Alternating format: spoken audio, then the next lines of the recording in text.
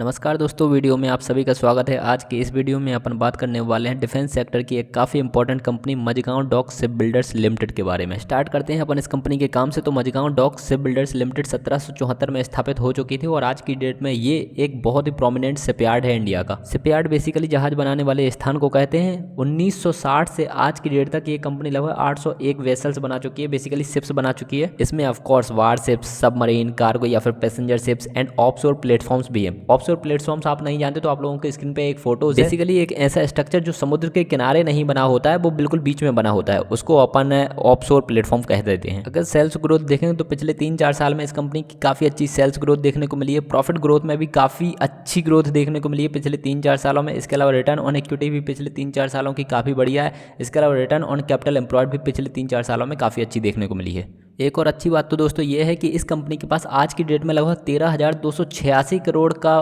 Cash पड़ा हुआ है, और जबकि इस कंपनी का मार्केट कैपिटलाइजेशन सिर्फ और सिर्फ 42,193 करोड़ का है। इसी वजह से दोस्तों आज की डेट में इस कंपनी की इंटरप्राइज वैल्यू 28,907.13 करोड़ के आसपास हो जाती है, और कई सारे इन्वेस्टर्स या फिर स्मार्ट इन्वेस्टर्स मार्केट कैपिटलाइजेशन वाली वैल्यू से ज़्यादा एंटरप्राइज वैल्यू को देखते हैं। इस कंपनी का डेट देखोगे आप तो ये फिजिकल फॉर्म में कंपनी उपस्थित है और फिजिकल फॉर्म में ही अपने प्रोडक्ट प्रोवाइड करती है, और तब भी इस कंपनी का डेट जीरो है, जो कि बहुत ही अच्छी बात है। और डेट जीरो है, इस वजह से डेट टू इक्विटी भी डेफिनेटली जीरो ही होगा। अब दोस्तों अपन काफ़ी सारी पॉजिटिव चीज़ें जान चुके हैं, बट CFO अपॉन पैट ये बहुत ही बड़ा नेगेटिव साइन है इस कंपनी के लिए, क्योंकि ये रेशियो सिर्फ 0.24 के आसपास है, जो कि ऑफकोर्स बहुत ज़्यादा नेगेटिव है। CFO अपॉन पैट अगर आप नहीं जानते तो बेसिकली इसका फुल फॉर्म होता है cash flow from operations upon profit after tax, जो कि ऑफकोर्स आइडियल 1 के आसपास माना जाता है। बट मेरे समझ से यार अगर छोटी कंपनी है, डोमिनेटिंग कंपनी नहीं है, तो 0.8 या फिर 0.7 के आसपास भी हो तो भी काफ़ी बढ़िया है होता है। अगर दोस्तों अभी तक भी आप CFO अपॉन पैट की वैल्यू या फिर इंपॉर्टेंस को नहीं समझ पा रहे हो तो मैं आपको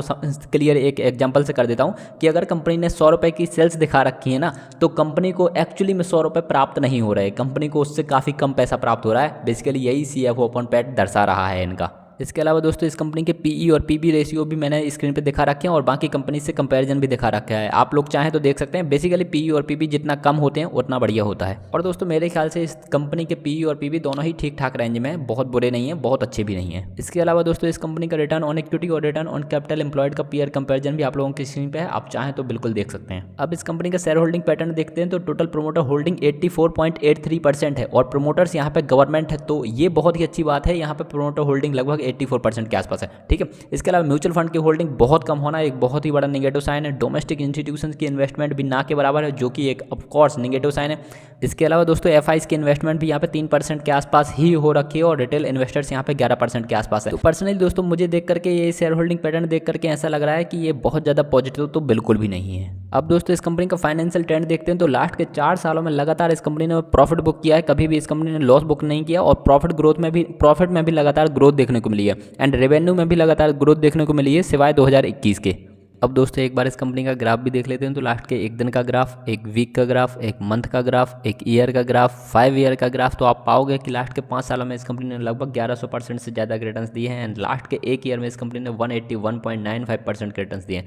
लास्ट के 1 मंथ में इस कंपनी ने माइनस के 10% के रिटर्न्स दिए हैं। तो आप पाओगे कि इस कंपनी में अगर आप 1 साल या 2 साल के लिए इन्वेस्ट कर रहे हो तो मोस्ट प्रॉब्ली शायद आप लोगों को पॉजिटिव रिटर्न्स मिल सकते हैं। तो अब फाइनली दोस्तों अपन इस कंपनी के बारे में लगभग सारी इंपॉर्टेंट चीज़ें जान चुके हैं। आप लोग इस कंपनी के बारे में और भी ज़्यादा चीज़ें जान सकते हैं। मैं भी इस कंपनी के बारे में और भी ज़्यादा चीज़ें आप लोगों को इस वाले वीडियो में बता सकता था, बट वो वाला वीडियो बहुत ज़्यादा लॉन्ग हो जाता। तो अगर आप और भी ज़्यादा डिटेल्ड और डेडिकेटेड वीडियो चाहते हो तो आप डेफिनेटली कॉमेंट जरूर कर दीजिएगा, एंड ज़्यादा से ज़्यादा लाइक होंगे तो मैं उस टाइप के 15 से 20 मिनट वाले वीडियोज़ भी आप लोगों के लिए ला पाऊँगा।